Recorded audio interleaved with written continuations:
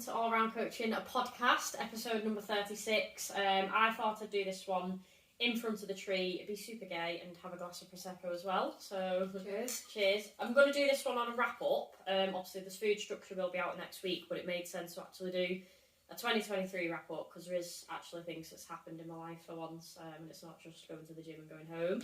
So, I have got a list, and I've chose the top 20 things that I've achieved. Not necessarily in order, just as they'd popped into my head and actually remembered them as well. Yeah, so this isn't going to be a recap from January to December. It's just going to be like Claire's brain, a little bit scatty, a little bit all over the place. Yeah, I thought I'd just write things down as I remembered them. So obviously, I mean, the first thing I did put on the list as well was a massive transition in rebranding, and obviously that's where you came in, from client to then obviously me being your client. Yeah, we went for brunch the other day. Say this off me now. We went for brunch the other day, and I did say to her that this time last year we would have been on our little northwest tour of brunch spots, didn't we? So yeah. It was nice to kind of reflect on that, and obviously that was one of the things that brought us closer together. This time last year you would have launched your brand. She would have been live and kicking. Yeah. And I think you would have been at the end of that. Thank God I've launched it. Thank God we've gone through all of that.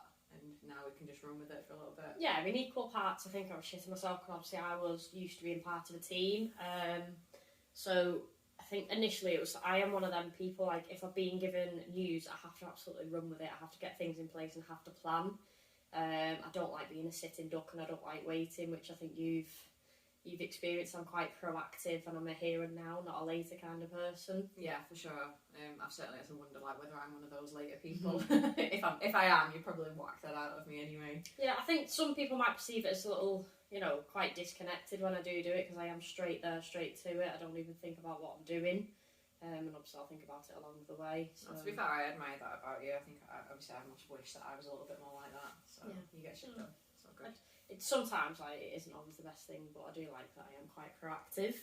I then attended Level Up, which was around the April time. Now, this was one of the first events that I actually went to, and I left feeling absolutely elated, and it was one of the best events, because previous to that, I'd attended things and left feeling absolutely mind-numbing and stupid, like I wasn't good enough for the industry. But after going to Level Up, it was just a massive insight, and obviously from Level Up it actually tied into doing other things as well. Just for anybody that doesn't know, what is Level Up? It was Amelia and Emma's, I don't want to call it a conference, but a get-together of obviously a lot of speakers. We had a sports psychologist there, a lot of obviously credible coaches from the industry that did speeches, but they were all different in the field, and obviously it was the psychologist one that I loved the most, which was Cara.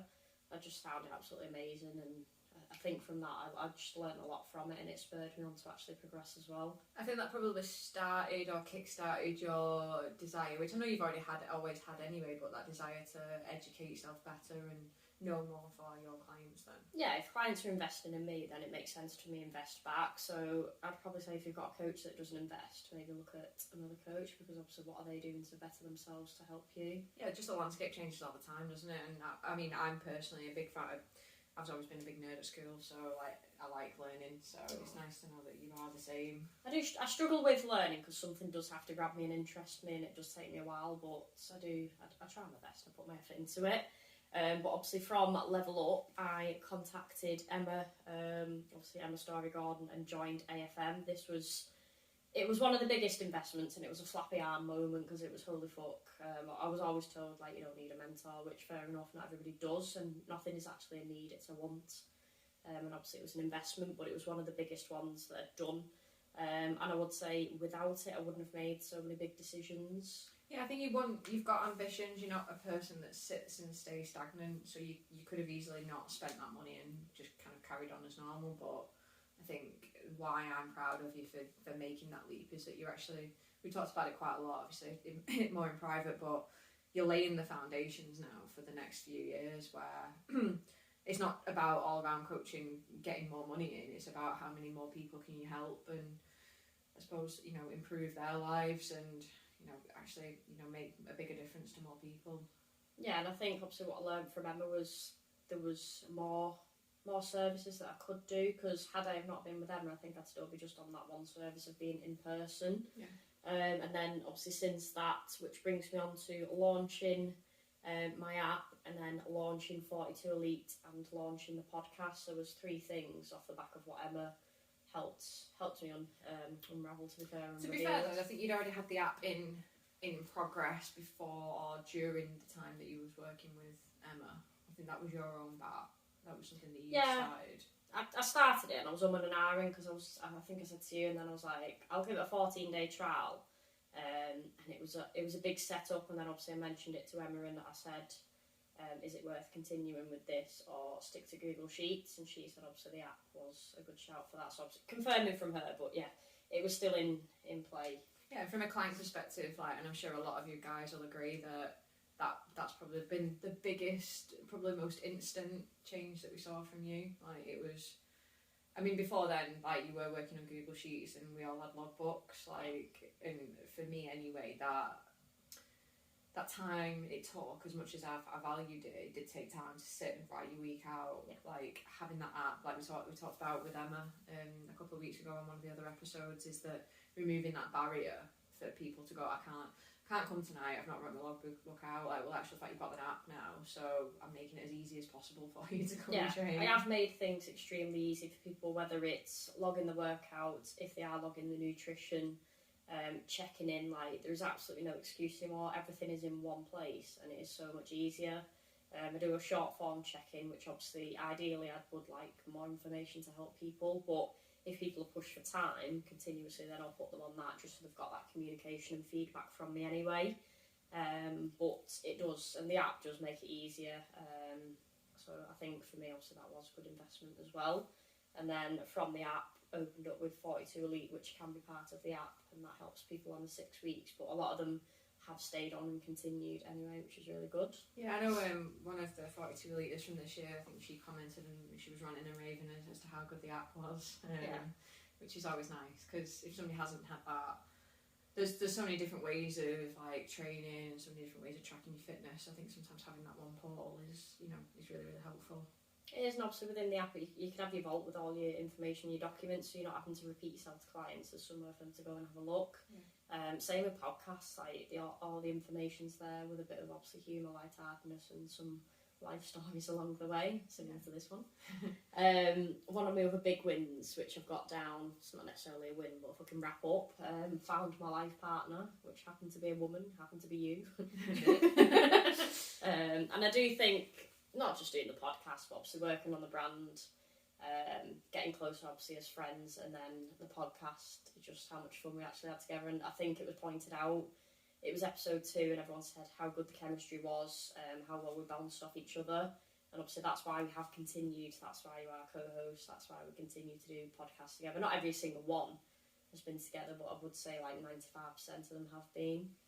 Yeah, the ones that I haven't done is just purely down to me not being available enough.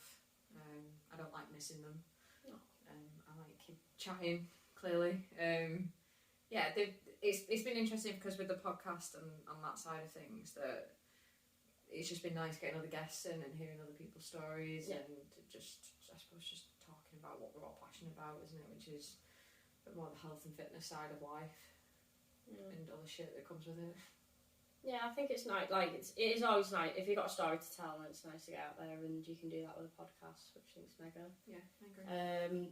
Next one on my list, obviously, I mean, it's linked with you, to be fair. I moved into my forever home with you, and we had our first holiday September just gone. How did you find moving in? Do you know what? Like, I've done this before where I've moved in, obviously with guys previously, and I'd always be apprehensive. I'd never move all my stuff.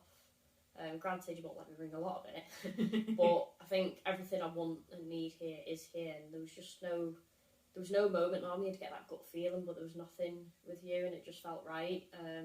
But it literally was, I just came one day and didn't go home. I just gradually moved my stuff in.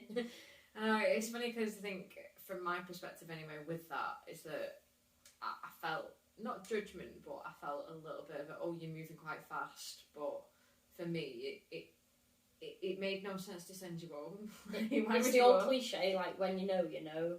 It's not, a timeline doesn't define how much you love someone or when it's ready. when you know, you know. Like, there's no point in waiting for what's probably societal norm of 6 to 8 months. Yeah, but let's be honest, none of this is a societal norm anyway. So why then try and slot back into that? Like, it makes no sense. So, I mean, we had. I mean, it's been a blast. Like, you've made my house more homely. There's obviously a lot more plans in place that we want to do for next year with the house, and including getting rid of that fucking king size bed in the back room that you were sleeping on at one point. And obviously, like, just making it more homely and making it more for us then. It is like, you could buy a house anywhere, but obviously it's the people. I know it sounds cheesy, this, but it's the people that make the home. And it was, even when I first came, it was just dead cosy and homely. Like, it's really funny because, like, this is my 4th house, and I don't know. It's easy to say this now because obviously you're here, but I had a feeling that this would be the house that I'd have a partner in. Like, it just felt like it was. Obviously, anyone that's been, hello to all the guests that have come and sat at the dining table. You know, it just felt homely. It felt like a place where I could feel settled. So yeah, it's nice to have you. Nice to be living here. I do. I love being here. I love going to sleep with you, and I love waking up with you. And we do a lot together. I am reading off a list, by the way. Next on the list was, we attended the AFM meetups. This was Emma Story Gordon's coaching meetup of obviously the mentors and the coaches that she also mentors. It was in Glasgow, which Mel did drive there and back all in one day. But it was quite an insightful day. Do you know what it is for me? It's hearing from other coaches, but them coaches actually wanting you to win and support you.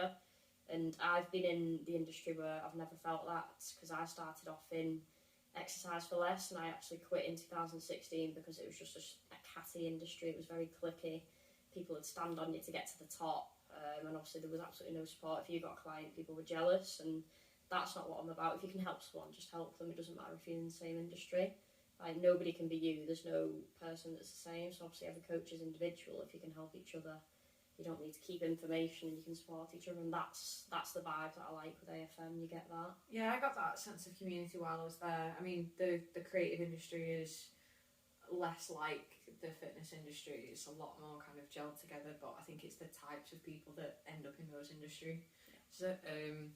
So yeah, it was nice for me, just as a partner, just to be able to see that you were in a good community, and that there was no dicks there. There was no dicks with you. Everyone's in the same boat, and they just want to succeed and see you succeed, which is nice. Yeah, and they just want to see it. Like, they'll celebrate your wins with you, and that's what I loved about it. I've not had that before. And I mean, I am a big believer on your environment. It's absolutely huge, so that was important for me. Added an amazing coach to the team. So obviously Rachel got onboarded towards the end of this year. She actually started the same time as I started coaching again. Obviously mine was 4 years ago, but I think for that, obviously it was in the pipeline for quite some time. I just didn't release this information until A, the time was right, and B, she was ready and fully qualified.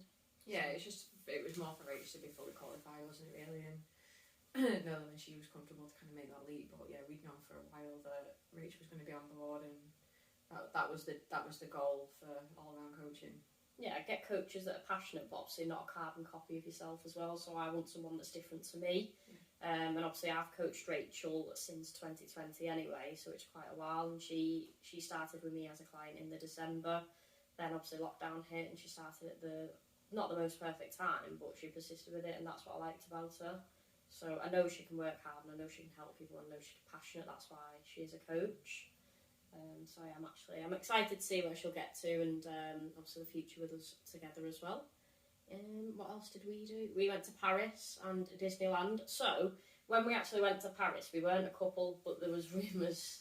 Everybody said how romantic it was, and I think for me, I was like, for fuck's sake, why can't two women go on a holiday to the most romantic city in the world and not get fucking judged or labelled? I don't think we saw what other people saw, because we were in the midst of it, weren't we? I certainly didn't see it. And we just spent up until that, because it was a week turnaround, wasn't it, from us going, should we go book a holiday? Yeah. Should we do Paris? Yes. And then we were literally on the plane the week after. Which is probably the quickest I've ever booked a holiday in. But I think leading up to that, we've been seeing each other at the weekends, haven't we? Just walking, going for brunches, like, quite regularly. So I can understand why people would see it that way. because naturally it's the most romantic city on earth, isn't it? So.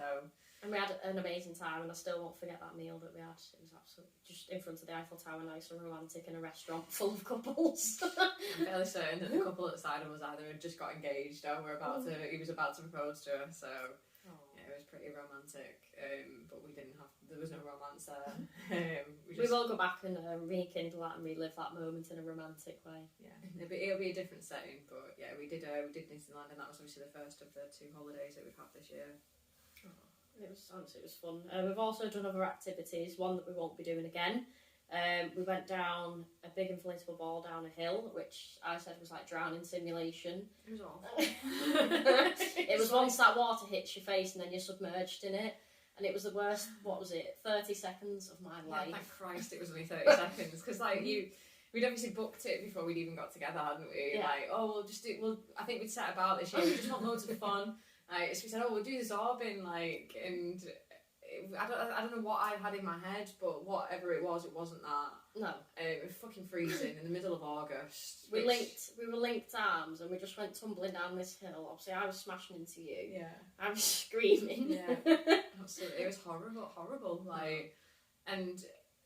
It was just like being in a washing machine. Yeah, it was not fun. We won't be doing it again. But I do want to do that where we're in a giant ball and we run at each other and bounce all over the place. That is a fucking dislocated shoulder weight talking.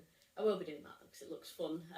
We stole a bong from Alchemist and a tongue because that's who we are. I know, yeah. I think Chloe come the other day and she was like, "Is that a bong?" Like, just out loud and proud on the shelf. But yeah, that was for your birthday, wasn't it? So we'd gone to Manchester. And probably the first time that we'd been out properly drinking together. Yeah. And we just spoke about it the other day. I think I was a little nervous as to how it would pan out because I'd not really been drunk in front of you. I don't think you had either. No, but I wasn't nervous. I don't get why people get nervous when they go out with me. I think Donna said this once. We don't know what kind of clown we're going to get. No, but we had a really nice time. It was a really good day. It was blistering El Scorcho that week, and it was just nice to. I think we sat in the wash house for a good hour and a half, just sampling every single cocktail. That was good. That we nicked a little masquerade from there as well. Yeah, we've got souvenirs from the bars that we've been to, and that's where we went to. That is it behind closed doors where we were sat watching a 1950s porno together. Yeah, we've watched our first porn together. Yeah, we still haven't done it as a couple, but we did it before then, so I would tip that off. But yeah, that was a good night. I had a pizza and the Five Guys that day as well, didn't we? Yeah, we went all in with that. To be fair, it was a good night. Yeah, it was a good day. We've had a couple of nights out since. We've been to Tattoo as our first date and had a couple of nice drinks. But did we go? Oh no, we went to the Alchemist. Well, when we actually. We had a bougie time. We went Tattoo for a date. We also went to the Ivy and 20 Stories all in one night. Yeah. And then we lived like little paupers for the rest of the month. I don't know who the fuck I thought I was that night. So I'm a millionaire. We wouldn't do that again. We've also had 2 all-round coaching team outings, which is fucking hard to get everybody together. But I think there was one person that said to me, obviously, for the amount of people that actually come, it was a good turnout, to be fair. There was only a few people missing, and she said they must actually really value and respect you, which I thought was nice. Yeah, because how many people have you got in your team? It's different now. It's hard to say because I class everyone as a team that is actually part of which is the App Access 42 Elite and the one-to-one in-person clients that I have. So there is. I'm not putting numbers out there because I know what people do when I do this. They tell them how much I earn. But I'll always say people aren't a number. The people I know people by the name, not how many of them. Yeah, I'd probably say about 90% of the people turned up then, didn't they? Which was nice, and I do appreciate obviously people give the time up to actually come out. Might not always be the bike, but it's nice to get people together as well. Yeah, I mean both outings were at you in West Orton, which is I've got shares, so you're sponsored by. And yeah, it was nice to just I suppose meet people in person because you do know of people in the group, but you never physically see them in the gym. Obviously, people on different time frames and days and work schedules, so yeah, it was nice to get to know people, and you've got a good team. Yeah. What else have we did a photo shoot together. Yes. With Ben Spriggs, obviously a new photographer for me and art directed by you, which was an absolute game changer.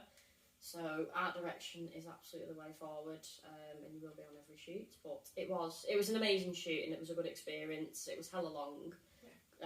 felt like I was going to pass out and die. I But was trying to warn you beforehand. I was like, yeah, we'll get it. You were like, yeah, we'll get it done in a couple of hours. I was like, no. Because I know Ben is really good. I've worked with Ben previously on other projects, but it takes time to get stuff set up. Yeah. So it was.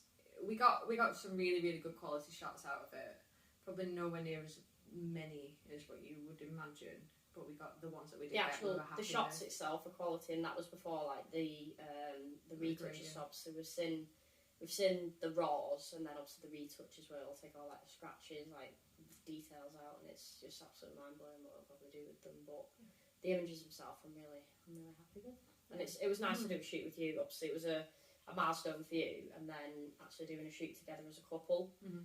Because I said it wasn't my leanest shoot, but it was my happiest and healthiest that I've done, which is like a goal in itself for me. So yeah. You actually met your coach that you've engaged with earlier this year for the first time. I know, met Leanne, who has coached me since March now, which I thought was nice because generally you wouldn't really meet your online coach. So it was nice that obviously she took the time out of her day, especially with having 2 kids as well, to come and be part of the shoot and help as well. So yeah, she massively helped, and yeah, just the bows in definitely. Yeah. So thank you, Leanne. What else have I done? I went to Harry Potter World with Laura. Discovered how ugly we were inside that lighting of Harry Potter World, but that was actually a really nice day. It made Laura drive. Didn't kill each other. We stayed over. I think it was 3 days actually, wasn't it? No, it was 2 nights. Oh, was it 2 nights? Well, it was 3 days though. 2 days, 2 nights and 3 days. Alright, I suppose it was a long time to stay to be booked. It was for Laura because I think what Laura said. What did she say? Because I'm a lesbian now, like I think her mum said, "What happens if she makes a move?" Which I didn't. I terrified. So yeah, that was fun, and obviously celebrated Laura's actual 30th engagement. And for me, it was hard because I was house sitting for Laura and obviously looking after Cooper. Saw you absolutely every day because I was around the corner. I had to hold Laura's engagement in. I told her brother and got shouted at for that. But that was a nice moment because I think I'd waited up, and then I remember just waking up and seeing the text. Like, I don't know, when you've got some good news, you just automatically wake up, don't you? Yeah. And then you helped me decorate the house a little bit as well. That was fucking hard putting them banners up. we did the garden and I snuck Mel behind the bins because I wouldn't let her in Laura's house. I think they saw me on the ring doorbell, like wondering who this fucking creeper is. Yeah, they thought I was bringing men back. No, it was just a woman. It's just a woman. That brought us together. But my final moment, which obviously I completed today, was EIQ. So I'm now a certified nutritionist, not just to go off the title, but I can actually help people a little bit more with the relationship with food, obviously knowledge around food, behaviour, mindset, mindfulness, and so much more. Yeah, which is probably the perfect time to be talking about that kind of stuff when people are going actually off kilter. No, I'm actually proud of doing that, to be fair, because I never thought I'd be able to do something like that. I ummed and ahed about it in the past, and I waited, and obviously the price fucking went up. But that goes to show if you wait, the best isn't going to come. You just fucking do it and figure it out along the way. I think you've just been in that mindset this year though of just getting shit done, doing things that you probably wouldn't have done before or maybe weren't comfortable with. Yeah. So you've made, I sound like a fucking school teacher now giving you the big school report, but I'm mad proud of you. I think you've done amazing this year. Like you've come on like with the business and stuff in massive leaps from where we were this time last year. Like, I don't think you would have expected to be where you are now. No, I don't think I'd have expected to do so many things, so I'm pretty proud of myself for that. Yeah, and you've helped loads of people. You've had 3 photo shoots in total. 3. Yeah. Which is impressive with Rachel, Laura and myself. And, no, it's 4 then, because I did Louise as well. Oh yeah, sorry Louise. You dick.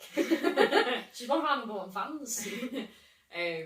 So, and then obviously you've helped a good few other people in many different ways. It's not just from an aesthetics point of view, is it? It's getting people back to rehab, it's getting people more into comfortable clothing, it's, I suppose, just getting people through the menopause, for example. There's a variety of different ways that you help, isn't there? So you must be pretty impressed with yourself. Yeah, I'm going to give myself a pat on the back. But there's 3 things I've wrote here. I've got what I've learned, what worked and what didn't work. So I think what I've learned this year is just fucking go for it, don't wait for it. Surround yourself with a team that's going to support you, build you up. Obviously not just be there for your wins but your struggles as well. You're not always going to be in the best environment, so just make sure you are around a good team, because I think that's a massive help. And I think obviously I've got a really amazing partner in you, and we're a solid team as well. Yeah, it does help when you've got people that are cheering you on rather than tripping you up on the way down. Yeah, like everybody needs help sometimes, so don't be a dick. What's worked? I think everything. I think one thing that what has worked, and I will say what didn't work as well. Creating 42 Elite, I never thought a 6-week group coaching would work, but it has. The only difference that didn't work is I wanted it for the hard and fast, the dedicated, the people that work hard. And then obviously the more clients I took on with it, I just discovered that sometimes it's a stepping stone for people to get back into the training, look after their health, get started, and give them an insight into coaching. So it's 2 in 1, that one. Obviously it has worked, and obviously it didn't work in the first sense, and obviously it's been remapped, redone, and each time I will improve it. Yeah, because you're not about the hard and fast, are you? So no, I do love a physique transformation, but I'd always say not at the detriment to someone's health or well-being. Because I do appreciate a good physique, and I like to look a certain way, and I like to work hard, and I like to train hard. I know when to push, I know when to pull. I'm not super mamby-pamby, like, I am pretty good, and I've been told that I am good on the mental health side, but it's probably because I understand it myself and relate to it. But you're more about the lifestyle and actually encouraging people and coaching people into this is a lifestyle that you're building now. It's not a diet, it's not a quick fix. So for you with the 42 Elite, it was naturally going to change anyway to fit what you're about, which is let's have a taster and give people a test of what coaching actually is, and allow them to get into it with less of that pressure of you're committing to a full set of coaching. I'm proud of that. So that is it's mine, I involved you in it. That is my 2023 wrap up. Obviously we will be back, it will be next year.